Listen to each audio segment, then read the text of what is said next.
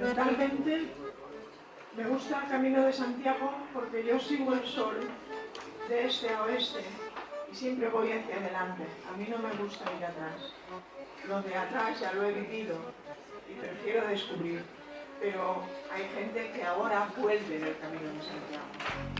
Para que te permita, puedes, mira, cogerlo. Esas son usadas ya, son mías y llevan los cuños por los sitios donde pasas. Pasas y lo ves.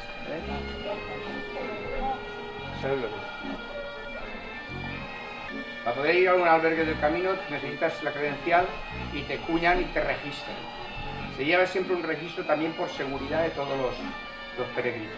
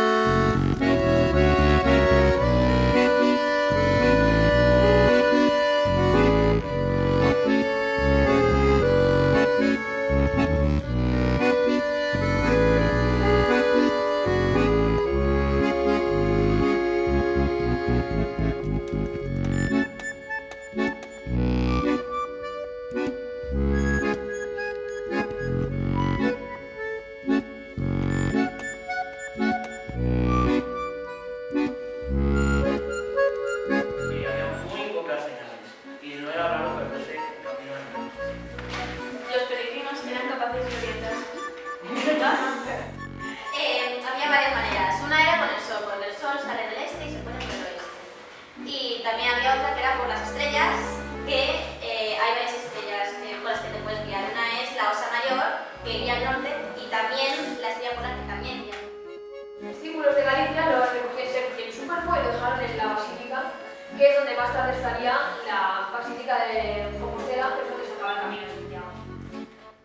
Santiago es una ciudad que decorarán los preguntas de todos el mundo para llevar a la ciudad. Nuestro proyecto es una guía del Camino de Santiago que va desde Valencia a Santiago de Compostela. Realmente vamos a parar la guía en Burgos, porque de Burgos a Santiago ya hay muchas guías hechas. Y tratamos en la guía pues, aspectos sociales, de la naturaleza. Tratamos también las matemáticas pues, haciendo perfiles de etapa. Los idiomas, pues hacemos glosario de varias palabras, tanto como de monumentos, como flora, fauna, etcétera.